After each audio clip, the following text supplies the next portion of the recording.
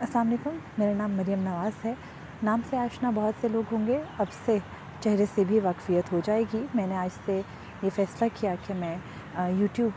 जो है वो एक शुरू करूँ जिस पर मैं आवाम तक ये हक़ाइक़ पहुँचा सकूँ कि सुप्रीम कोर्ट जो कि पाकिस्तान की सबसे बड़ी अदालत है, अदालत-ए-उज़्मा है, उसके अंदर क्या कुछ होता है और उसमें मेरी क्या राय है जो लोगों तक पहुँचनी चाहिए।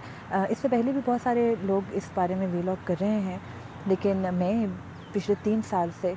कोर्ट रिपोर्टिंग करी हूँ और मैं समझती हूँ कि अब शायद मैं उस स्टेज पर हूँ जहाँ पर मैं लोगों तक ये हकीकतें पहुँचा सकूँ कि अगर कोई केस आज फ़िक्स हुआ तो वो कहाँ से जो है वो एक लिटिगेशन चलती आ रही है और फिर वो अब कहाँ जाके रुकेगी। सुप्रीम कोर्ट के बारे में एक बहुत बड़ी गलती जो हम सबसे होती है और हम बहुत सी मौक़ों पर करते हैं, वो ये होती है कि हम ये समझते हैं कि आम आवाम को शायद सब कुछ इस अदालत में होता समझ आ रहा है, लेकिन हमारा जो अदालती निज़ाम है और जो हमारा आइन या कानून है वो इतने पेचीदा हैं कि शायद वो आम बंदे की समझ में इतनी आसानी से नहीं आते। अगर आप अभी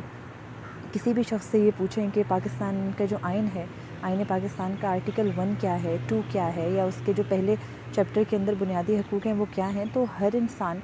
उससे वाकिफ़ नहीं होगा। तो आवाम को इन तमाम हक़ाइक़ तक वाक़फ़ियत पहुँचाना, इन जो कुछ सुप्रीम कोर्ट में या जो कुछ अदालतों के अंदर होता है उसके बारे में बताना, और वैसे भी जो तमाम बड़े दफ़ातर के अंदर फ़ैसले होते हैं अवामी नोयत के, उनको आसान लफ्ज़ों में पहुँचाना ही एक सहाफ़ी का काम होता है, और मेरी कोशिश होगी कि मैं भी यही करूँ। आज से ये यूट्यूब चैनल शुरू कर रही हूँ। आज के दिन में भी बहुत सी बड़ी ख़बरें थी जिसमें परवेज़ मुशर्रफ़ जो कि साबिक़ फ़ौजी डिक्टेटर हैं, उनके केस उनके ख़िलाफ़ भी और उनके हक़ में भी उनकी अपनी भी एक अपील थी जो कि समाअत के लिए मुकर्रर हुई, लेकिन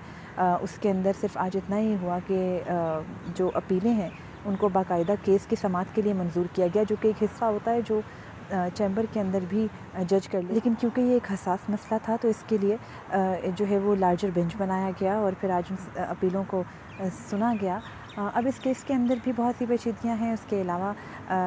एक और भी बहुत अहम मामला चल रहा है, और वो ये कि सुप्रीम जुडिशल काउंसिल के अंदर सुप्रीम कोर्ट के अपने ही जज के ख़िलाफ़ पहली बार कोई कार्रवाई प्रोसीड हुई, लेकिन उसका भी वही जो है वो हमें हाल होता दिख रहा है जो इससे पहले हुआ कि अगर सुप्रीम कोर्ट के अपने किसी जज के बारे में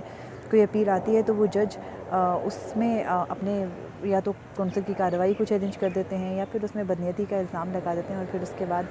वो कार्रवाइयाँ आगे बढ़ती हैं। आज भी जस्टिस मज़ाहिर नकवी जो कि सुप्रीम कोर्ट के जज हैं और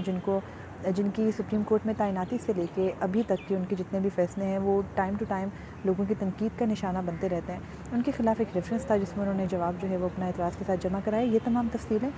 और बाकी तमाम चीज़ों के ऊपर भी तफ़सीलात आपके सामने रखूँगी, लेकिन अभी तक जो है वो मेरी इंट्रोडक्टरी वीडियो के अंदर इतना ही था। मैं आज से रोज़ाना की बुनियाद पर कोशिश करूँगी कि आप तक हक़ाइक़ पहुँचा सकूँ और इतने सादा अल्फाज में पहुँचा सकूँ